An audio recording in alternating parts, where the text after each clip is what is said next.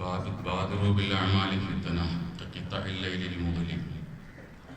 റസൂലുള്ളാഹി സ്വല്ലല്ലാഹു അലൈഹി വസല്ലം പറഞ്ഞു, ഫിത്ന വരുന്നതിന് മുമ്പ് നിങ്ങൾ അമലുകൾ കൊണ്ട് ധൃതിയായിക്കൊള്ളുക. ഇനി വരാനിരിക്കുന്നത് ഫിത്നയുടെ നാളുകളാണ്. ലാ യഅതി സമാനുൻ ഇല്ലാ വല്ലത്തി ബഅദഹു ശർറു മിൻഹു.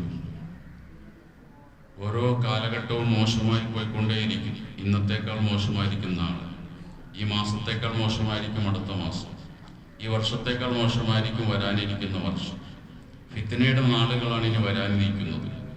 അതുകൊണ്ട് നിങ്ങൾ ചെയ്യേണ്ട കാര്യങ്ങൾ പെട്ടെന്ന് ചെയ്തു കൊള്ളുക. അമലുകൾ ധൃതിയിൽ ചെയ്യുക. നാളെ ചെയ്യാം, മറ്റന്നാൾ ചെയ്യാമെന്ന് വിചാരിച്ചാൽ നിങ്ങൾക്ക് സാധിച്ചോളുന്നില്ല. ഫിത്നയുടെ നാളുകൾ വരാനിരിക്കുന്നുണ്ട്. ഒരു പ്രവാചകൻ അതിനെ ഉപമിക്കുകയാണ് ഖിത്താഇൽ ലൈലിൽ മുദലിം, ഒരു ഇരുളടഞ്ഞ രാത്രിയുടെ പല ഭാഗങ്ങളെ പോയി. ഇരുട്ട് കുറേശ്ശെയായി ഇങ്ങനെ തുടങ്ങി ഇരുട്ട് ശക്തിയാർജിച്ചു വരികയാണ് ചെയ്യുക രാത്രി. അതുപോലെ ഫിത്നകൾ ഇങ്ങനെ ശക്തിയാർജിച്ചുകൊണ്ടേയിരിക്കും. നിങ്ങൾ അമലുകൾ ധൃതിയിൽ ചെയ്യുക. ഇഷ്ബിഹു റജുലു മുഅ്മിന വയുംസി കാഫിറ. ഫിത്നയുടെ നാളിൽ ഒരാൾ രാവിലെ എഴുന്നേൽക്കുമ്പോൾ മുഅ്മിനായിരിക്കും, വൈകുന്നേരമാകുമ്പോഴോ കാഫിറായിട്ടുണ്ടാവും. യുംസി മുഅ്മിന, വൈകുന്നേരമോ മുഅ്മിനായിരിക്കും, ഉറങ്ങാൻ കിടക്കുമ്പോൾ മുഅ്മിനായിട്ടുണ്ടാവും, പക്ഷേ രാവിലെ എഴുന്നേൽക്കുമ്പോൾ കാഫിറായിട്ടുണ്ടാവും. എന്ന് പറഞ്ഞാൽ പേര് മാറിയിട്ടുണ്ടാവില്ല. പേര് അബൂബക്കർ എന്നോ മുഹമ്മദ് എന്നൊക്കെ തന്നെ ആയിരിക്കും, പേര് മാറില്ല, പക്ഷെ ആൾ ഈമാനിൽ നിന്ന് മാറിപ്പോയിട്ടുണ്ടാവും. ഈമാൻ തെറ്റുന്ന പ്രവർത്തനങ്ങൾ ചെയ്യും. അങ്ങനെ ഒരു കാലഘട്ടം വരും. അതുകൊണ്ട് നിങ്ങൾ അമലുകൾ ധൃതിയിൽ ചെയ്യണം. യബീഉ ദീനഹു ബിഅറദിൻ മിന ദുനിയ. ദുനിയാവിന്റെ ചെറിയ ലാഭങ്ങൾക്ക് വേണ്ടി ദീൻ വിൽക്കും. ദീനും ദുനിയാവും തമ്മിൽ ഏറ്റുമുട്ടുമ്പോൾ ദീൻ വേണ്ടാന്ന് തീരുമാനിക്കും, ദുനിയാവിനെ കെട്ടിപ്പിടിക്കും, അതിനെ തിരഞ്ഞെടുക്കുകയും ചെയ്യും.